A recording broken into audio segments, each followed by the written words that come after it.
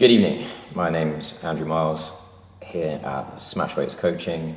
We're wrapped up for the evening and I'm shooting a video, and I wanted to give you 3 reasons why you're not getting results even though you want to, even though you're trying pretty hard, and even though you think you should be getting results. So the first reason is that you're not following a sensible program. What do I mean by a sensible program? Well, it doesn't necessarily have to be specifically tailored to you as an individual. Some people do have unique needs that mean they require something just as unique, but most people will have a lot of success as beginners by following a simple program that hits the 5 fundamentals: squat, hinge, press, pull, and carry. And they will get results if they follow that program diligently and get stronger. They do progressive overload, they work on their technique. And my golden rule is perfect technique means safe and better than it was previously. If you can satisfy both those conditions, your technique in an exercise is, as far as I'm concerned, perfect. Because the question is perfect for what? And the answer is perfect for progress, which is how you get to results. So make sure you're following a good program, a sensible program. There are many, and if you're not sure, shoot me a message, ask me a question, and there are plenty of free ones online. Reason number 2. You think you're following a sensible program, but you're actually not. What do I mean by that? Well, in order to say that you've done a program and that the program is not getting you results, you have to have done 100% of the program. Otherwise, you're not going to be able to give or get an accurate impression of the success of that program when it comes to your own personal results. So, if you've kind of sort of done 2 weeks of an 8-week program, took a week off, then it was your mum's birthday, then you got back into it a bit, and then after 6 weeks, nothing's happened. Well, you can't say that it was the program that was at fault. The fact that you didn't do the program is probably the main issue there. So take a look at your consistency, your ability to get in the workouts that you say you're going to get in every week. And then that's going to give you an idea of whether or not your results are a reasonable reflection of your work. And look, this is not to say that you're a bad person if you're not able to follow a program perfectly, but you just can't be pissed off about the lack of results from the program if you didn't follow it perfectly. Do you see what I mean? It's totally fine to accept that there are times when life gets in the way and that you're therefore just simply not going to be able to do everything 100%. But it is foolish at that point to add insult of negative emotions regarding your progress to the injury of a life circumstance preventing you from actually making that progress. Give yourself a fair shake of the stick on that one. Say, look, shit got in the way, and when that's cleared up, I'm going to then actually have a fair crack at it. And reason number 3, you haven't been patient enough. Why aren't you getting the results you want? You haven't been patient enough. You haven't let enough time go by.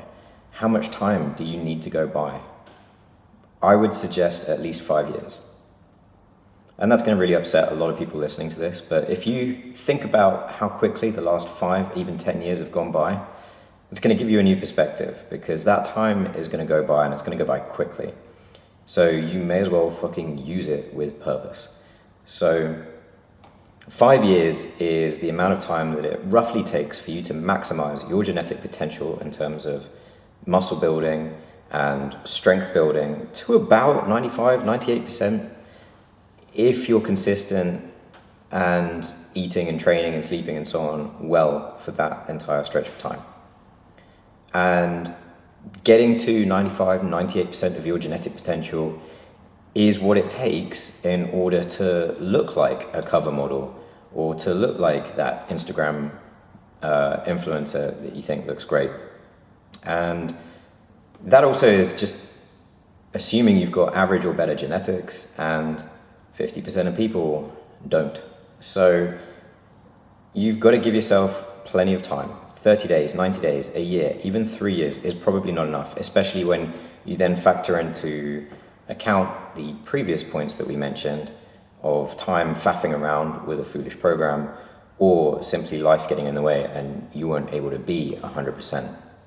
Remember that there are people who exercise for a living professionally. They get paid to do it, it's all they have to do, and they are, most of them, still not able to give 100% to every week of every year in terms of their training, their nutrition, their sleep, their recovery, and so on. They have setbacks, they get injuries, they have time out, and they have to make do as a result with whatever time they have left. So those are the people doing it professionally, getting paid to do it. They have nothing else to think about. Why would you expect to get that level of results when you have a job and a family and kids and people to look after and shit going wrong and a health condition? You get the picture. So all of that is to say that a lot of the hand-wringing that people do when they worry about their lack of results is really a lack of perspective. And so this is kind of the secret fourth reason, which is that your results are probably just fine. Your results are probably reflecting reality. And the thing that needs an adjustment is your way of thinking about your results. There is no sense in being negative about what you've achieved if you haven't done everything possible to achieve more, or if life hasn't allowed you to do everything possible to achieve more. All you're doing is whacking yourself around the head with a stick for no good reason. And you want to treat yourself in that moment as though you were a very good friend of yours rather than yourself. Would you, if your friend said, "Oh, I fucked up, I wasn't able to complete my program because my grandma died and I had to take 2 weeks out to handle the funeral," you wouldn't then go hit them around the head with a stick and say, "Yeah, your results suck, you need to get a grip," right? You would be kind to them because you would understand that some things are outside of their control. So be kind to yourself, and then take stock, reflect, think about which of those three main reasons might be impacting your results. And if you have any questions on any of those, let me know. And I'm curious, what do you think has been the number one reason why you've not personally had the results that you want so far? By answering this question, that is going to be step one to actually getting what you want. All right, I will speak to you next time. Goodbye.